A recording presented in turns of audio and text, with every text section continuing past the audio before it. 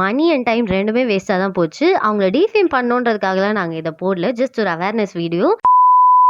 எனக்கு மட்டும் தான் இப்படிலாம் நடக்குதா? இல்ல உங்களுக்கு YouTubeல பார்த்துட்டு போய் இந்த மாரி நடந்திருந்தா கண்டிப்பா கமெண்ட்ஸ்ல என் கூட ஷேர் பண்ணிக்கோங்க. YouTubeல நம்ம நார்மலாவே சைனீஸ் ரெஸ்டாரண்ட் இன் சென்னைன்னு போட்டாலே போதும். One of the top hyped ரெஸ்டாரண்ட்ல இந்த அண்ணா நகர்ல இருக்க ஏஷியன் ஹைவும் ஒண்ணு.